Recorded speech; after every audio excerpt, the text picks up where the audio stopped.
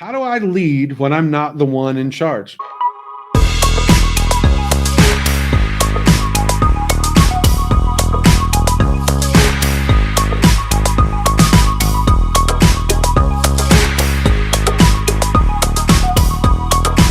Hey, that's a great question because you can't bully your way around. Like you can't just say because I said so. You on the job description at the end of it where it says and other duties assigned by the supervisor or the leader or the manager. Like you don't always get to be that person. So the question is, how do I lead when I'm not the one in charge? Well, the first thing is be consistent.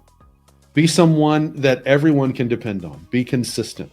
Be available. Don't like where I need Mike to do something, but I don't know where he is. I can never find Mike when I need him. Like again, conference room at home in the living room. Like, is there someone in your house, like, or maybe it was you when you were growing up, like whenever laundry needed to be folded, like I don't know where he is. Or dishes need to be done. I don't know, probably in the bathroom. Check the bathroom. Like there's always sometimes when you need people to be there, sometimes you can't find them. And those are the kind of things that will stick in the mind of the leaders and the supervisors and the managers and the bosses and the owners and the founders. Like, who can I depend on? You want me to be known by someone that you know who's for you? Okay, can I depend on you? Because that's a big thing.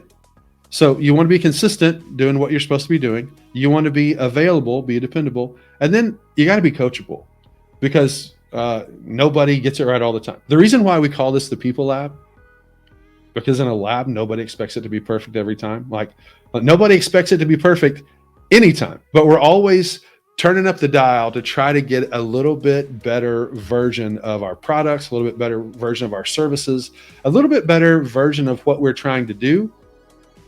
In order to do that, we've got to be coachable. That's a big thing, right?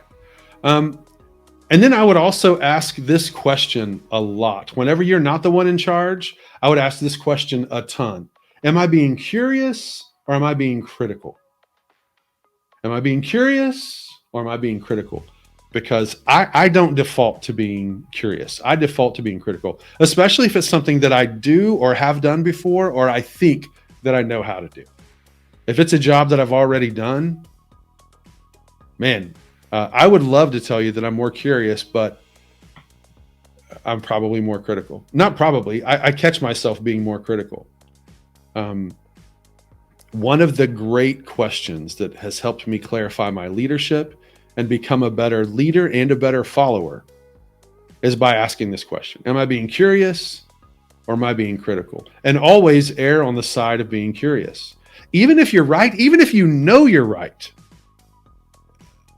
you can still be right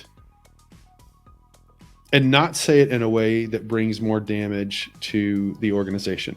Now, I can't just leave it there because sometimes you know something is wrong. Some people are doing wrong activity. It's illegal, unethical, whatever. I'm not saying you should be silent then, right? I'm not saying that. I'm saying find a tactical way, a good way, an honorable way to be critical. And one of the ways you can do that is by being curious. So I know that, this is it's a tax thing or whatever. Like it's something that's not ethical. It's not legal. I'm just wondering, how do we do that? Like that doesn't fit in our mission statement, our core values. That doesn't fit with our key characteristics or our 3 critical actions. I'm just curious, how can we do this and feel good about it? And then stop talking, right?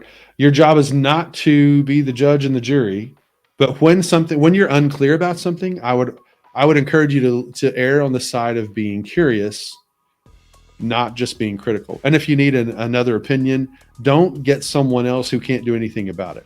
I mean, if it's something you have to be critical of, something that's just wrong, I would get an opinion of someone outside the organization. So it's not you're trying to stir up the pot in the locker room, right? You're going from one person to the next and say, hey, did you hear what we're doing now? I mean, apparently this is okay. No. That's not going to help the locker room. That's not going to help you. That's not going to help the organization. But I'm also not saying you should turn a blind eye or a deaf ear to it either. Especially when we're talking about encouragement, we're talking about feedback. Listen, there's this 3-to-1 feedback ratio that I think, I used to think it was it's pie in the sky. For every one thing wrong, you want me to tell you 3 things you're doing well? Like, do this in a coaching session? I'm like, man, that's not realistic. And then I heard these stats. 3-to-1 doesn't even get you back to neutral. It's 5-to-1 to get you to neutral. 7-to-1 to get positive feedback. So again, this works in the conference room, right? It works at work. So if you're a supervisor and you point out 2 things that are wrong, that weren't done correctly, then 2 times 3, in a 3-to-1 ratio, then that means you've got to give 6 things that are doing right. If you've got 5 things that are wrong, a little quick math, 5 times 3 is 15. That means you've got to really start looking for ways that people are doing well, or you've got to find ways to be less critical. Okay, now take it from the conference room at home to the living room. As a parent or guardian, when your kid comes home from doing the extracurricular activities or with the report card or making new friends or whatever, like is your feedback to them, hey, well, you need to do this better. Strike out at the game. You got to put your glove down so the ball can't go in. Like whatever it is, basketball, football, like checkers, chess, dance, like a tap dance. If you're going to be critical of dancing, critical of singing, for every one thing that you say, if you just want it to be neutral, you've got to say 5 things that are good. And if you want it to be positive, it's got to be a 7-to-1 ratio.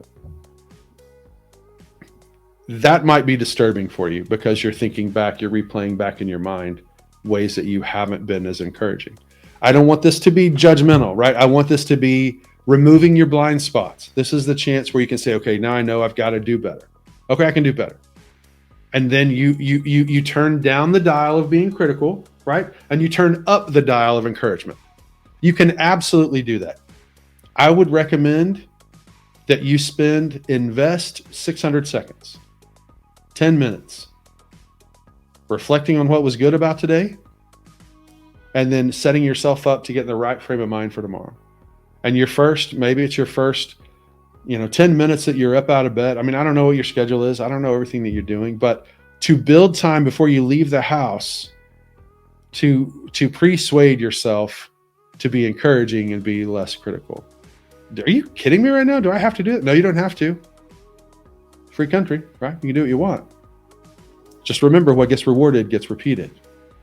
And if I'm gruff or if I'm angry or if I'm frustrated, angry eyebrows, finger in your face all the time, that's what people receive from me.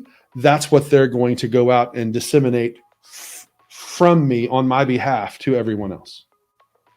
That's the way the middle manager is going to talk down to the employees or to the team members. That's the way the older brother is going to talk to a younger brother or younger sister. It's the same thing.